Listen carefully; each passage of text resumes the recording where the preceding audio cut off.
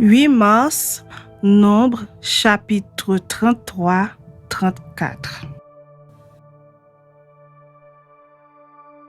Voici les stations des enfants d'Israël qui sortirent du pays d'Égypte selon leur corps d'armée, sous la conduite de Moïse et d'Aaron.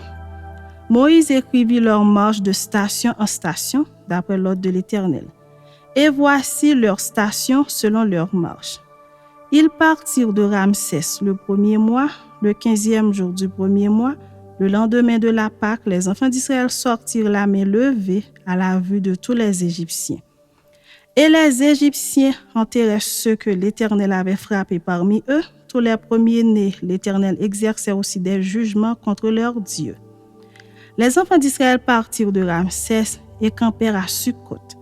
Ils partirent de Sukkot et campèrent à Étam, qui est à l'extrémité du désert.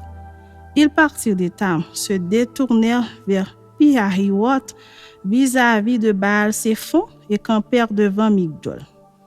Ils partirent de devant Pi-Hahiroth et passèrent au milieu de la mer dans la direction du désert. Ils firent 3 journées de marche dans le désert d'Étam et campèrent à Mara. Ils partirent de Mara et arrivèrent à Élim. Il y avait à Élim 12 sources d'eau et 70 palmiers. Ce fut là qu'ils campèrent. Ils partirent d'Élim et campèrent près de la mer Rouge. Ils partirent de la mer Rouge et campèrent dans le désert de Sin. Ils partirent du désert de Sin et campèrent à Dofka. Ils partirent de Dofka et campèrent à Alush.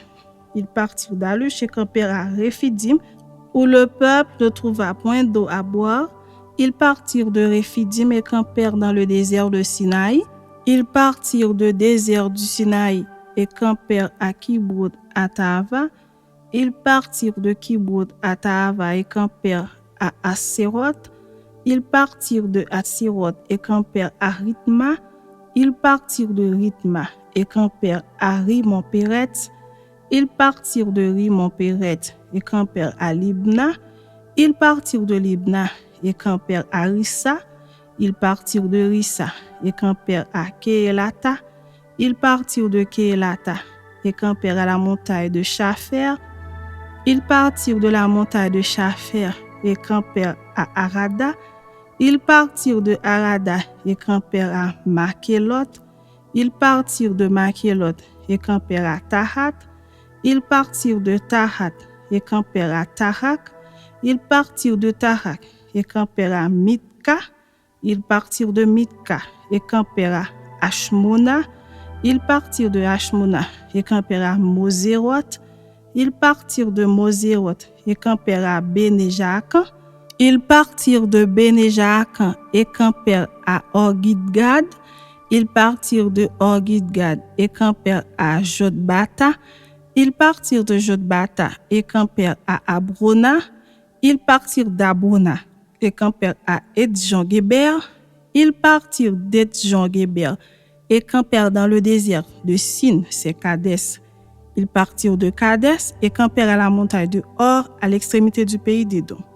Le sacrificateur Aaron monta sur la montagne de Hor, suivant l'ordre de l'Éternel, et il y mourut la 40e année après la sortie des enfants d'Israël du pays d'Égypte, le 5e mois, le premier jour du mois.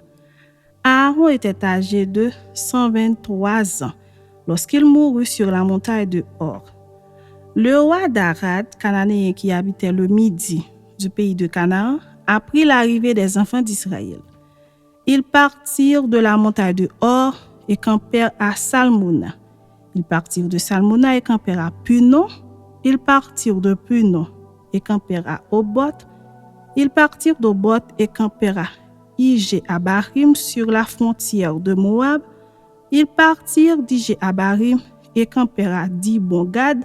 Ils partirent de Dibon-Gad et campèrent à Almon-Diblathaïm. Ils partirent d'Almon-Diblathaïm et campèrent aux montagnes d'Abarim devant Nebo. Ils partirent des montagnes d'Abarim et campèrent dans les plaines de Moab, près du Jourdain, vis-à-vis de Jéricho. Ils campèrent près du Jourdain, depuis Beth-Jeshimoth jusqu'à Abel-Sittim, dans les plaines de Moab. L'Éternel parla à Moïse dans les plaines de Moab, près du Jourdain, vis-à-vis de Jéricho.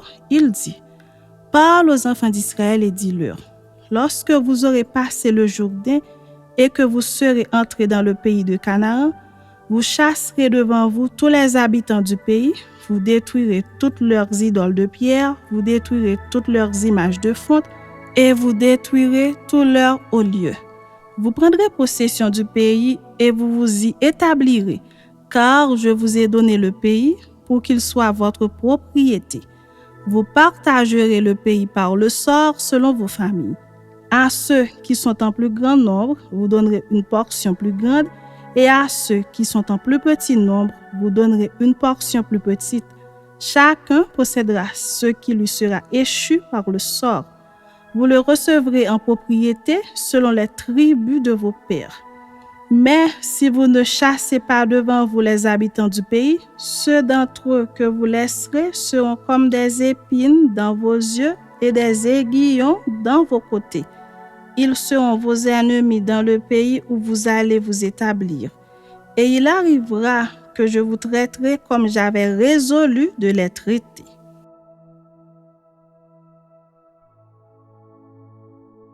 L'Éternel parla à Moïse et dit, « Donne cet ordre aux enfants d'Israël et dis-leur, quand vous serez entrés dans le pays de Canaan, ce pays deviendra votre héritage, le pays de Canaan, dont voici les limites. Le côté du midi commencera au désert de Sin près d'Édom. Ainsi, votre limite méridionale partira de l'extrémité de la mer Salée vers l'Orient. Elle tournera au sud de la montée d'Akrabim, passera par Sin et s'étendra jusqu'au midi de Kades Barnéa. Elle continuera par Hatsar Adar et passera vers Hatzmon. Depuis Hatzmon, elle tournera jusqu'au torrent d'Égypte pour aboutir à la mer. Votre limite occidentale sera la Grande Mer. Ce sera votre limite à l'Occident. Voici quelle sera votre limite septentrionale.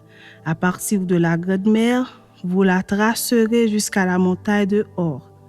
Depuis la montagne de Hor, vous la ferez passer par Hamath et arriver à Sédat.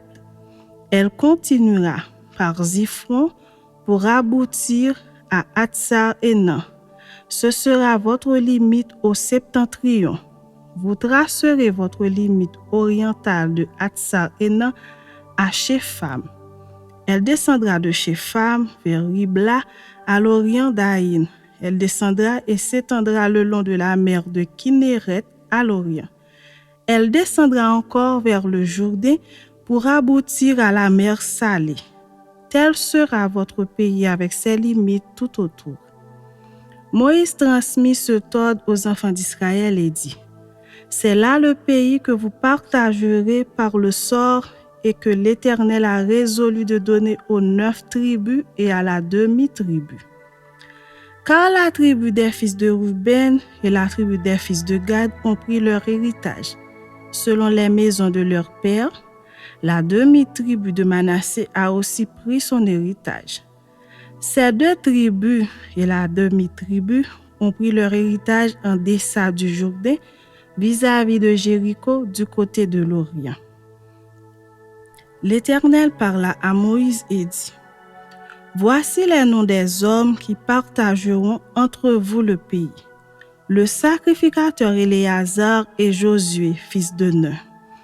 Vous prendrez encore un prince de chaque tribu pour faire le partage du pays.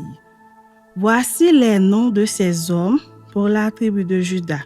Caleb, fils de Jephuné, pour la tribu des fils de Siméon. Samuel, fils d'Amihud, pour la tribu de Benjamin. Elidad, fils de Kislon, pour la tribu des fils de Dan. Le prince Buki, fils de Jogli, pour les fils de Joseph, pour la tribu des fils de Manassé. Le prince Aniel, fils d'Éphod, et pour la tribu des fils d'Éphraïm, le prince Kemuel, fils de Shiftan. Pour la tribu des fils de Zabulon, le prince Élitsaphan, fils de Parnak. Pour la tribu des fils d'Issachar, le prince Paltiel, fils d'Azan. Pour la tribu des fils d'Azer, le prince Aïhud, fils de Shelomi. Pour la tribu des fils de Nephtali, le prince Pédaël, fils d'Amihud. Tels sont ceux à qui l'Éternel ordonnera de partager le pays de Canaan entre les enfants d'Israël.